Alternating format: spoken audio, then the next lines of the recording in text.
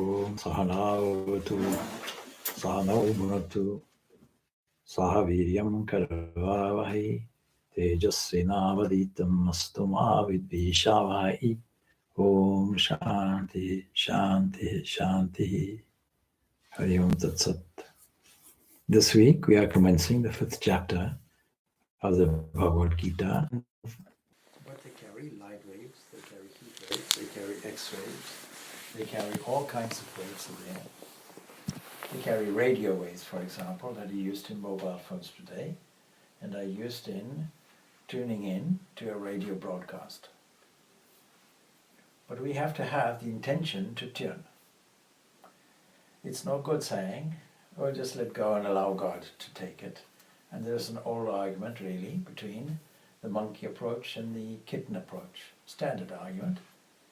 So some people will say we have to exercise some control in a deliberate way. Other people will say, no, just surrender. The devotee will have the style of, I am confident, I have faith that the Lord is here and I surrender. But mark you, faith is necessary. Without the faith, how can I surrender? We had an exercise long back when we were doing a workshop, which tested out people's trust. So we had somebody who had a particular difficulty with the issue. And he said, please turn your back to us. What will we do? We'll support you. All you have to do, your job is very easy. You have to rock back on your heels and just let go. We'll catch you. You think it was easy for him? No. He clung on to dear life and was tempted to look around. Are you there? Are you there? You see, we're here. Don't worry. And to make sure that we didn't drop him, we formed a line in a series, each person holding the other person's back. See? And then structuring the legs in such a way that we formed some kind of T, some stable base. So there's no possibility the person would fall on the ground. We'll catch him. He was so doubtful, he just couldn't do it. Eventually he was persuaded to do it and learned a lesson. Yeah, we'll catch you. It's a tremendous lesson. So how to let go is mainly people's difficulty. It's a great difficulty for people. It's equivalent to saying, I don't trust. Let go and let God is a favorite phrase. But how to let go? We require faith. And in the context of the 4th chapter, is principally faith in the Guru, faith in the teacher, faith in oneself, and faith in the divine, which is structured through the universe, appears as the universe. And in order to get that faith, we have to understand and have a conviction of the principles. That is why study of Shastra is important. That's why what we're doing here is important. More important still is to practice. What will we practice? The practice of trusting attitude. And then self-control is necessary. There is no advancement in spiritual life without control of the mind. Self-control, control of the senses. Control of speech, control of the thing that goes in, the mouth. The mouth has 2 functions. Speech is one.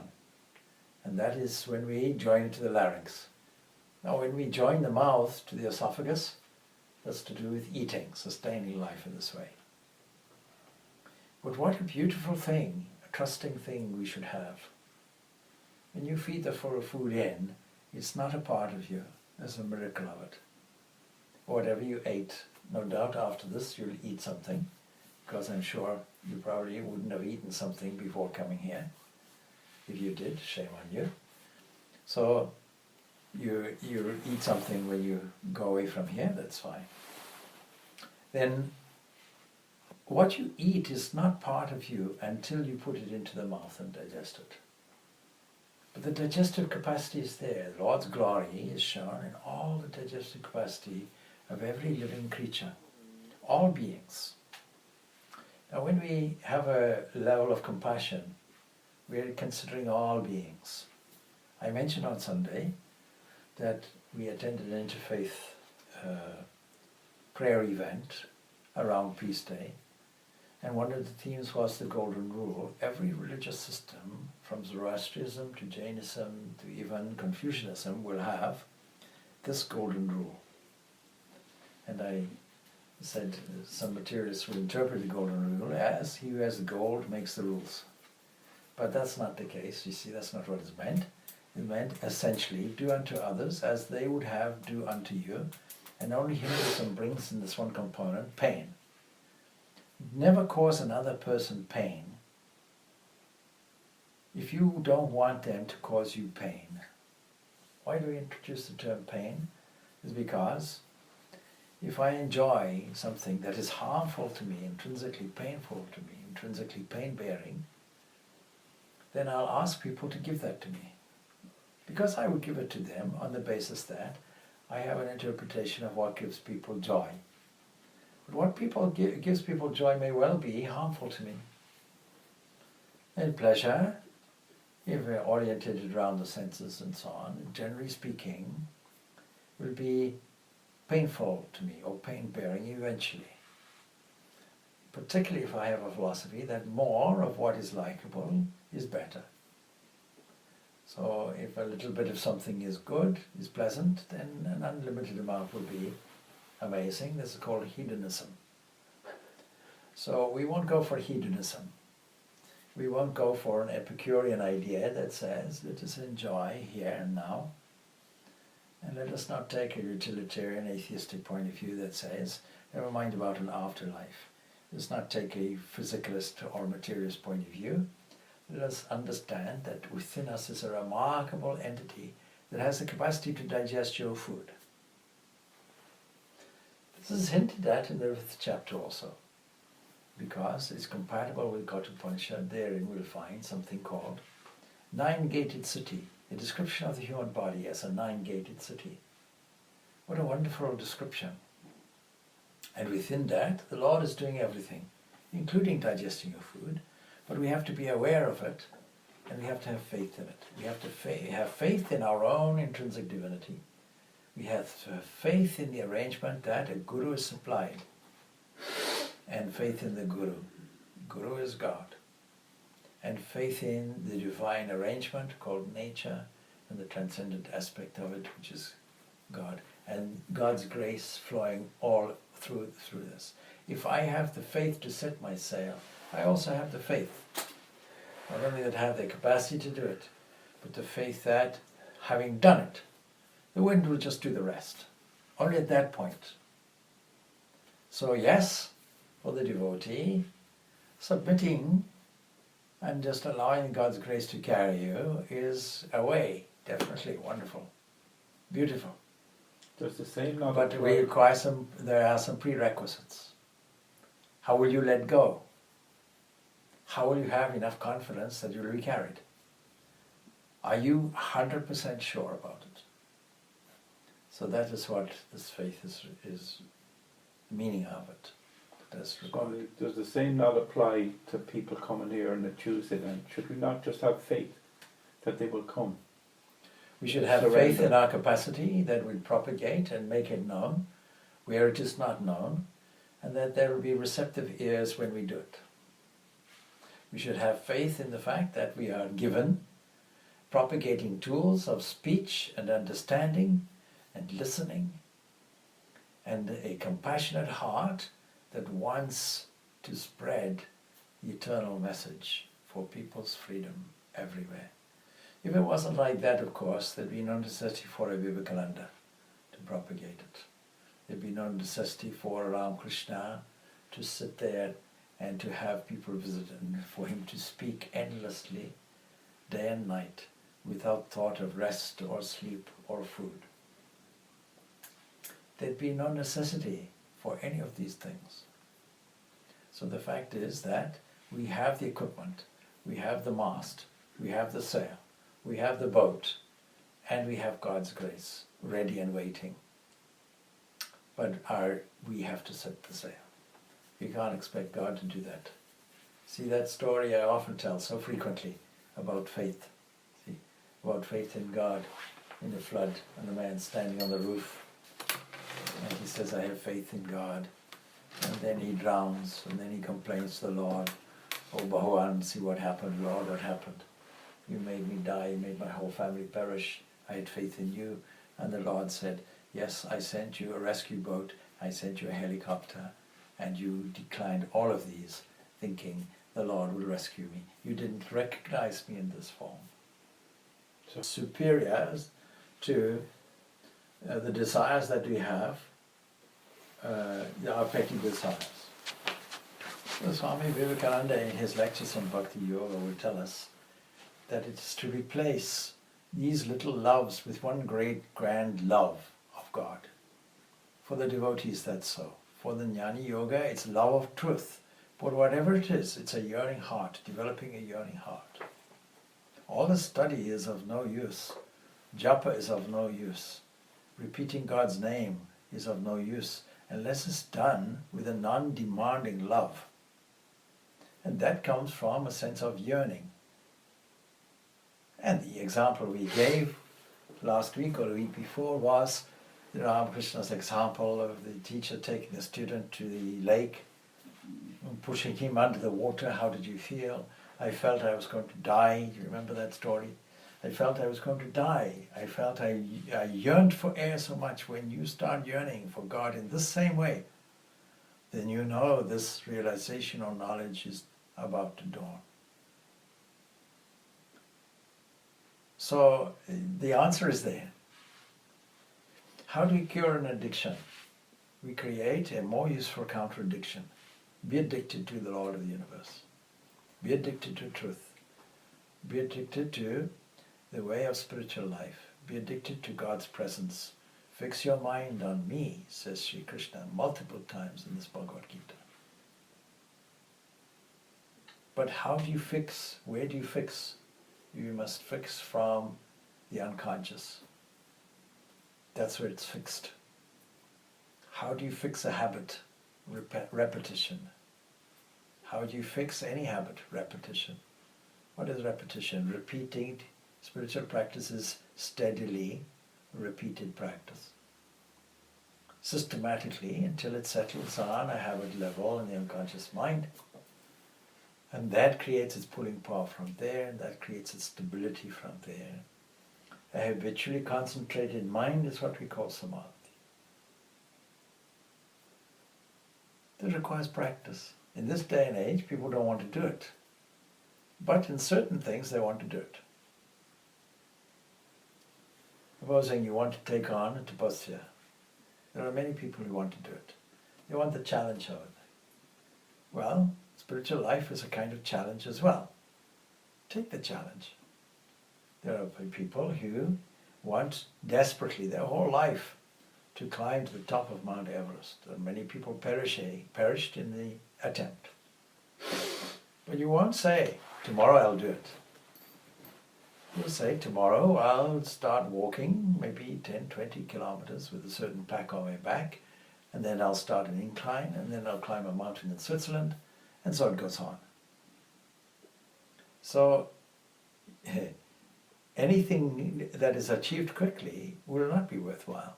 It requires some effort, and delighting in it is necessary.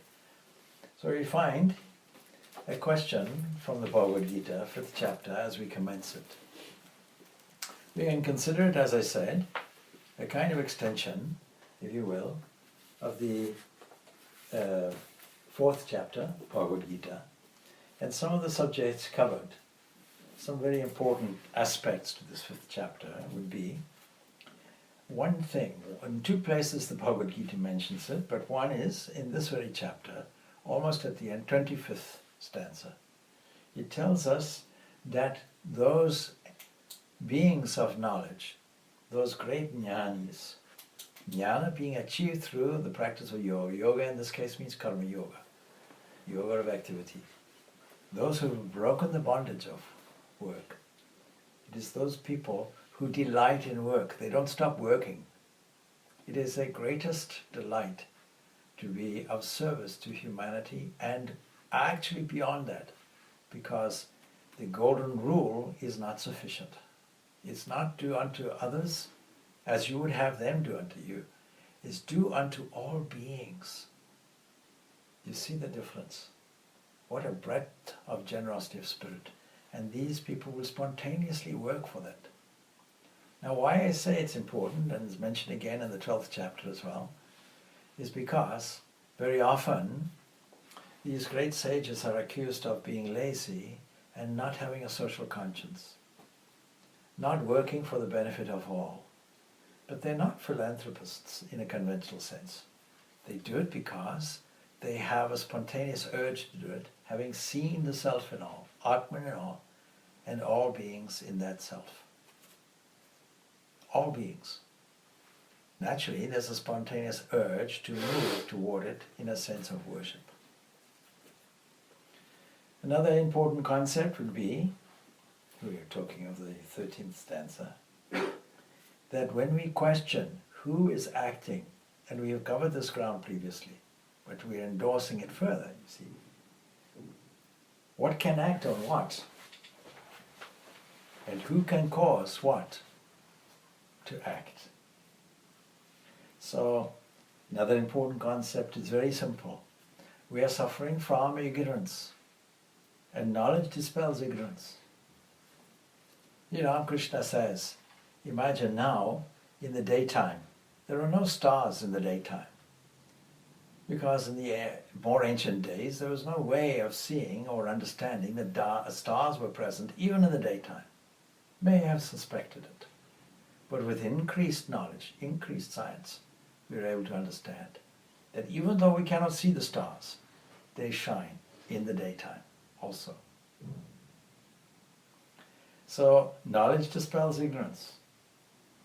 And then another very important concept is the equality of vision.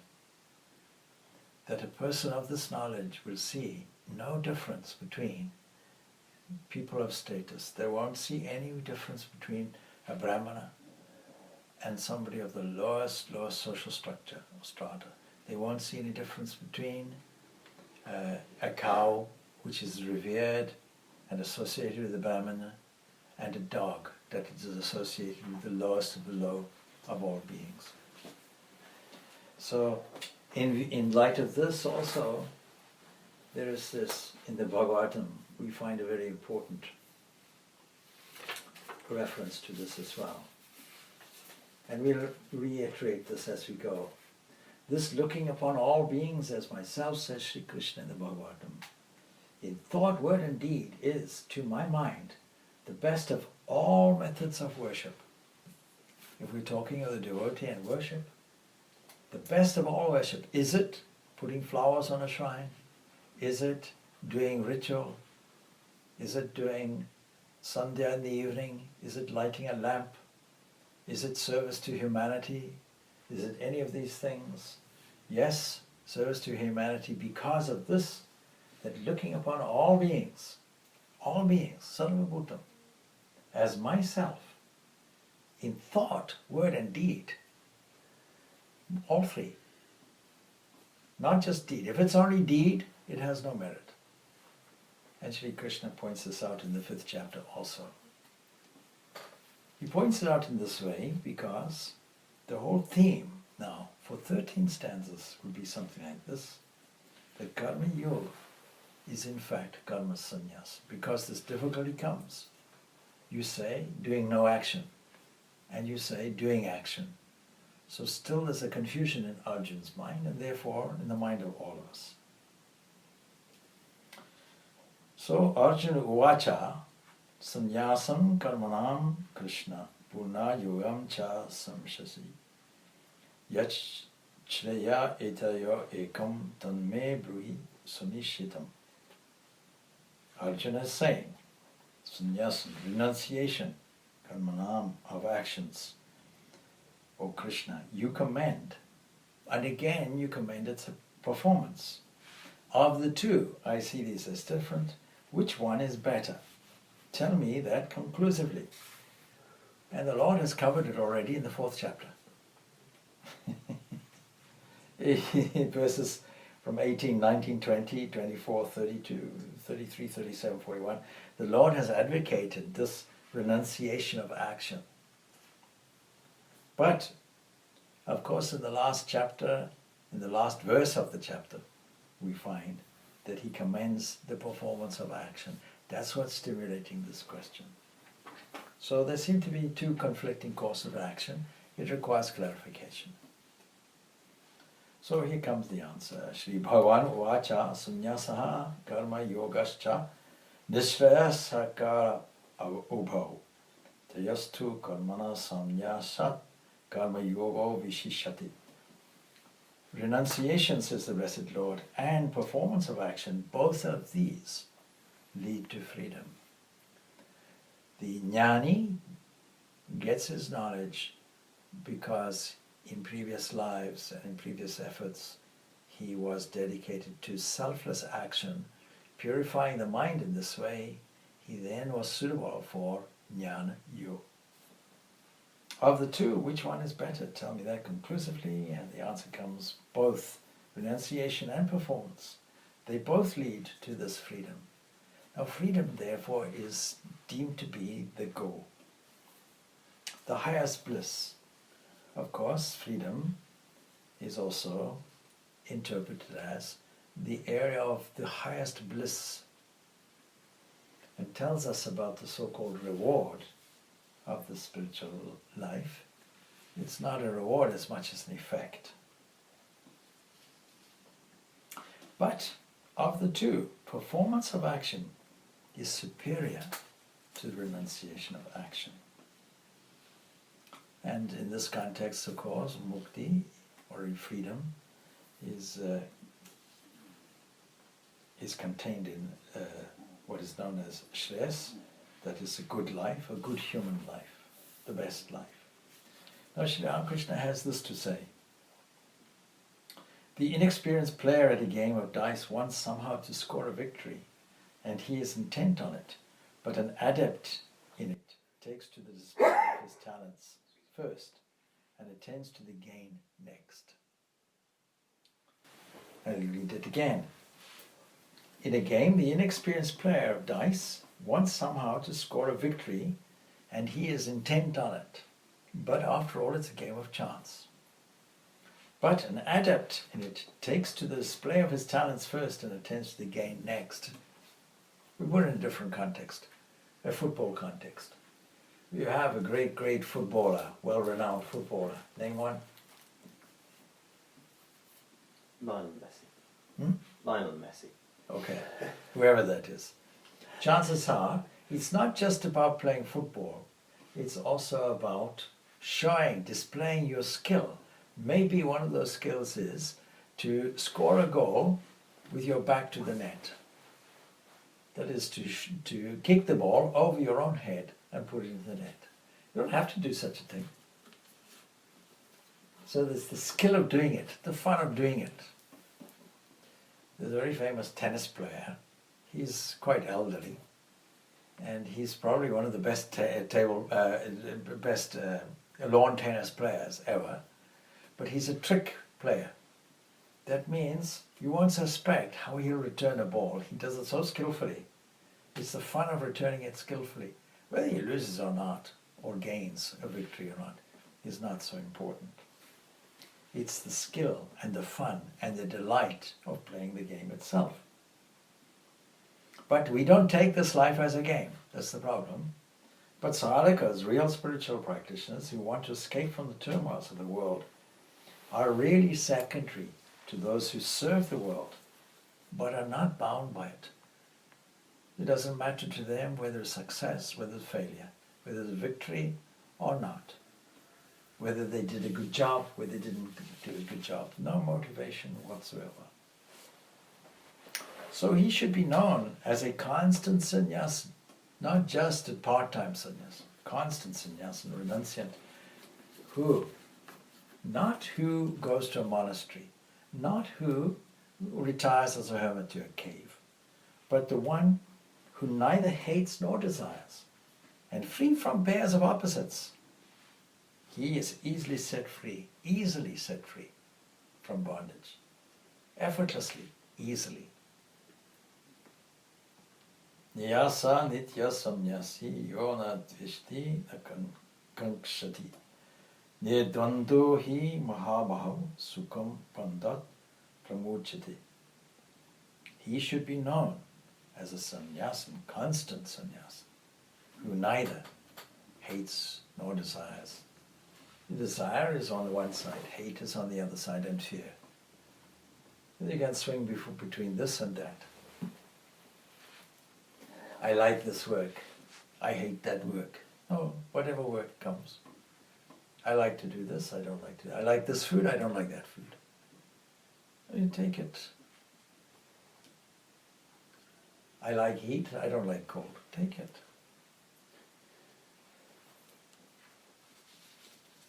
So it's not sannyas if a man renounces duty due to dislike. Neither is it sannyas if he delights in escaping from duty. That's just escapism. And not doing any action is just laziness. So it's tamasic. So for that reason, we don't recommend it. And it's a subtle distinction, and the subtle distinction is further elucidated. Samkhya yo yogo pratag balaha pravadanti na panditaha ekam apya astiha samyak aubhaya vindati param. The fruits, children, not the wise, immature entities, not the wise people. They speak of knowledge and performance of action as different, but he who is truly established in one attains the fruit of both. Because karma precedes jnana, and jnana will stimulate you to karma, action, selfless action, working for the benefit, spontaneously working for the welfare and benefit of all. So the truth is this: the state reached by these jnanis, these ones who practice jnana yoga, dedicating their whole life to this pursuit, using discernment and meditation, is also reached by the karma yogis. And he who sees jnana and karma yoga as one, they see. So yet samkhya prapyate sthanam tad yogaya api gamyati ekam samkhyam cha yogam cha ya pashyati sa pashyati. Of these two paths, which is more beneficial? Again, Sri Krishna tells us, sannyas tu mahabhago dukam aptum ayogataha yoga yukto munir brahma nachidena digachati. Munir, sage, sannyas, a mighty armed, is hard to attain without karma yoga. Suggesting that karma yoga is first, and also suggesting that nobody can remain still. We have to eat, there are some obligatory things we have to do. So it's hard to attain without karma yoga. The man of meditation, purified by karma yoga, quickly goes to Brahman, again, easily and quickly. See, these two terms are being used. How do we get there quickly? Purify the mind. Therefore, what should all action be if it is karma yoga? Question to you. What should its purpose be and its effect be? Purify the mind. Purifying the mind. The action that we do should not disturb the mind and should purify the mind. And what disturbs the mind is egocentricity, selfish action, action with a motive. Action in this context, what we say is action with an effect is equivalent to the fruits. Just as when you plant a tree, you want the fruit. You don't plant it because necessarily you like planting it. Most people will do some activity to get some result. That creates anxiety, of course. It's not a very good psychological technique. That means in your waking life, when you're inundated, so-called, with all kinds of difficulties, so many activities going on, and you get stressed, highly stressed, then you need to step back and understand that it is only this nature that is doing all the activity, that you can remain in a pristine and settled condition, a kind of equipoise internally, and sit where the Atman sits. That's one way. The other way, to enjoin action, to completely exert yourself in every activity as a unit activity, without any sense of result or reward, and in that way enjoy every energetic expression which we call action, offering it to God, offering the fruits to God, not owning them. So, see, a tender and unripe fruit clings fast to the tree that bears and nourishes it, but when fully ripe, it severs connection from its sustainer. Now the purification of the personality of the yogi takes place. How? In this way. Yoga yukto vishuddhatma vijit atma chitendriya sarva bhutatma bhutatma kulvan api na lipyate. The mind, with the mind, purified by karma yoga, and the self-disciplined, and the sense subdued, one who realizes oneself as the self in all beings, though acting is not affected. Let us see what the components are. First of all, purified by karma yoga, not having any expectations, taking every unit activity as a valuable expression of eternal energy. No fruits involved, no effects involved, no ownership of them involved. And secondly, being self-disciplined, that is, controlling the senses externally, and then the senses internally subdued. That means the mind.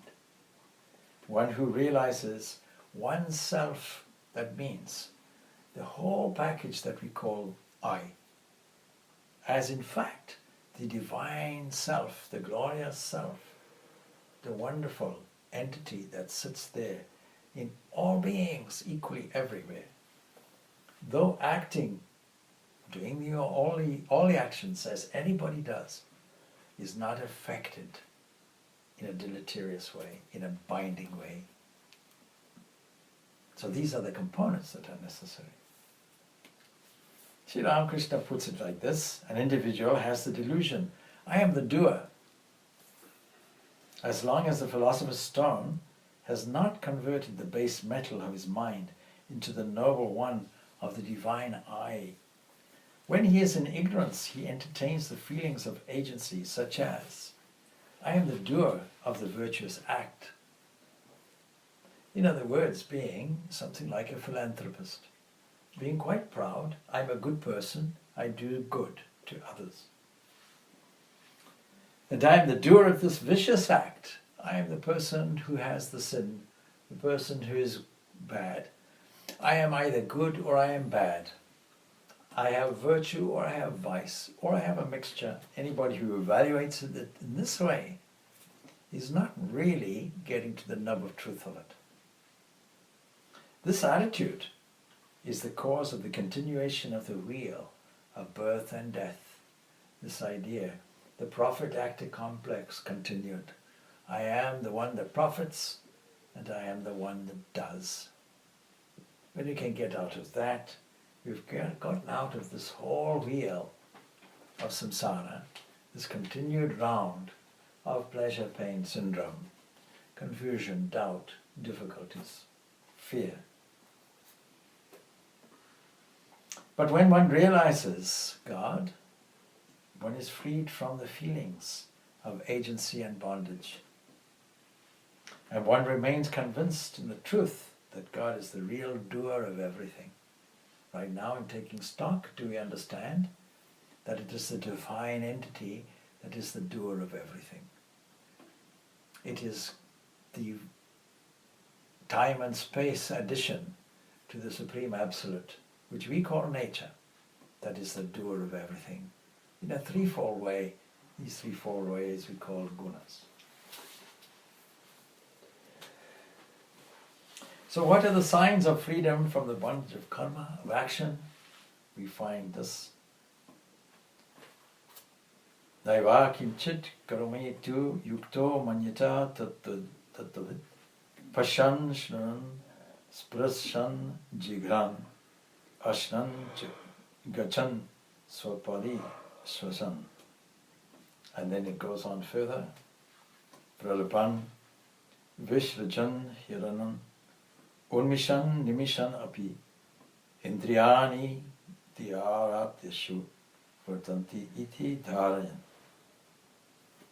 The sage centered in the self should think, I do nothing at all.